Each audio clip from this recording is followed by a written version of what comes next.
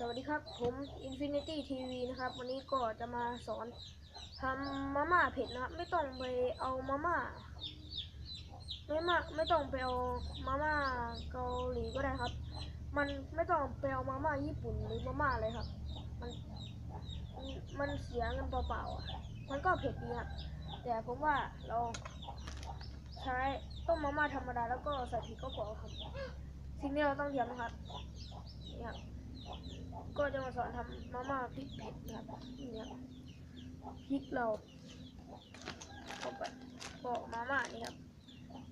รสอะไรก็ได้นะครับก็แล้วก็หม้อเรานะครับก็เอาไปทำการต้มนี่ครับก่อนอื่นเราต้องต้มมาม่าก่อนนะครับ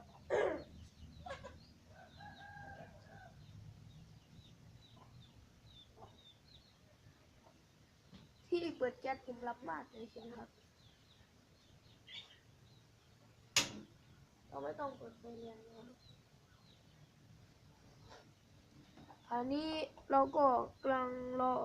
น้ำเดือดอยู่นะครับเราก็ต้องรออีกสัก1 นาทีนะครับ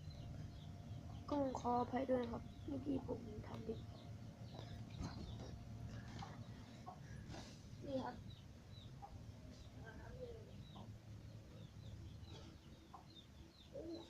โอ้เมื่อกี้ร้อนมากเลยครับแล้วก็มาม่าครับมาม่าพริกครับรออยู่ตรงนี้ครับรอหน้าจานเลยครับ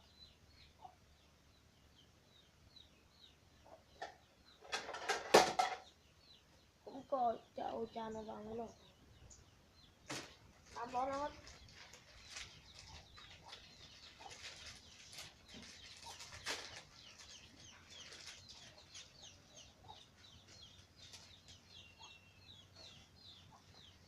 เดี๋ยวทีละอันนี้นะครับนี่ครับ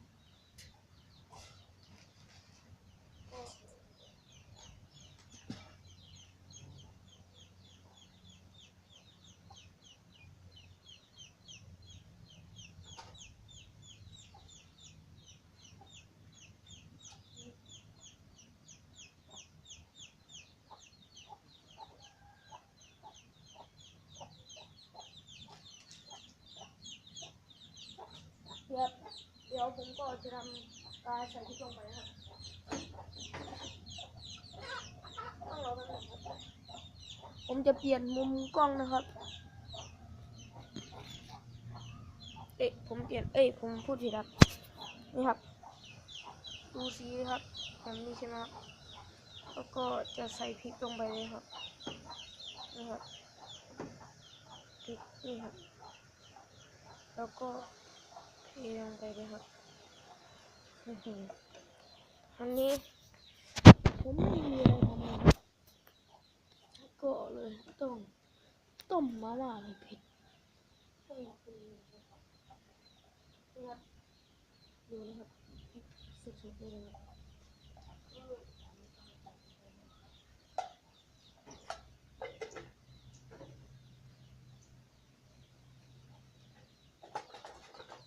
ใส่น้ำตาลเลยครับเผื่อคุณเผ็ดครับ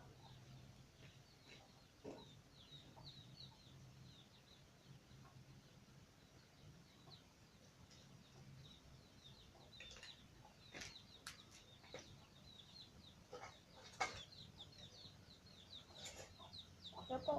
จากนั้นเอาช้อนหรือตะเกียบหรืออะไรก็ได้ครับที่คุณกินใส่ลงไปไม่ใช่คนเลยครับเนี่ยตะเกียบที่ผมไม่ใช่เลย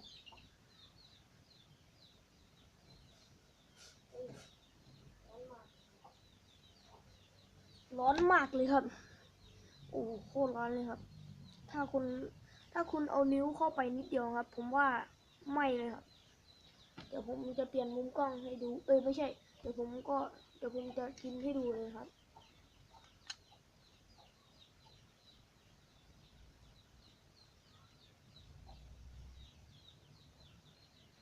ร้อนแล้วนะครับ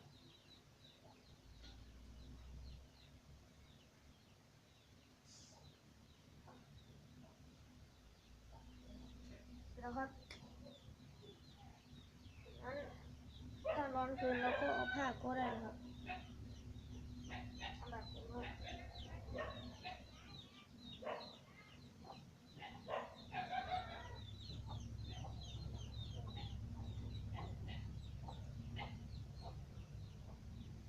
นี่ครับ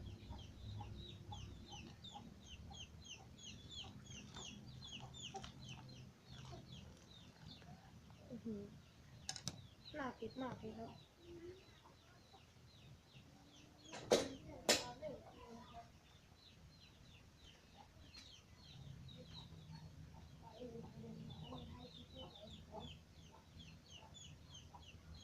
โอ้ประมาณนี้โอ้คงขอไปด้วยครับ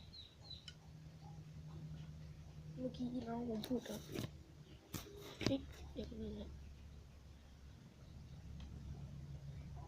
น่าอร่อยมากครับ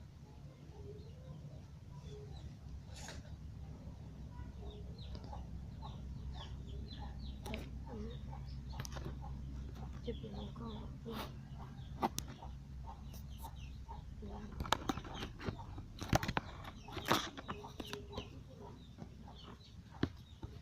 นี่ครับ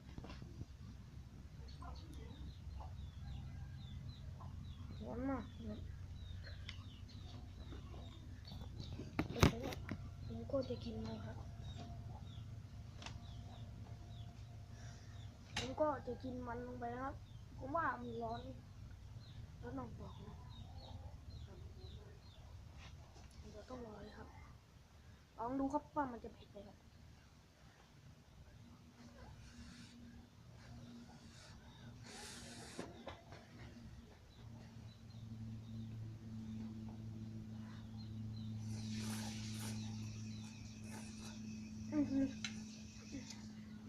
เผ็ดมากครับ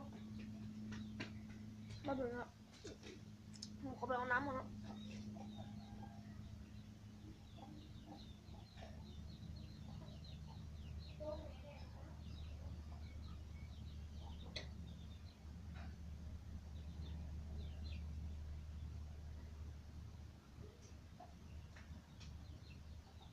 ก็กลับแล้วครับขอไปด้วยครับที่ไปนานนะครับมันจะตั้งน้ำไว้ตรงนี้ครับ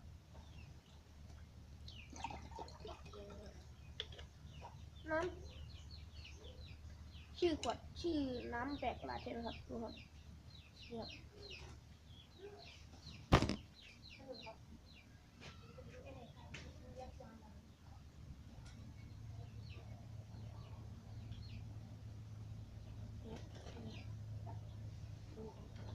เผ็ดครับ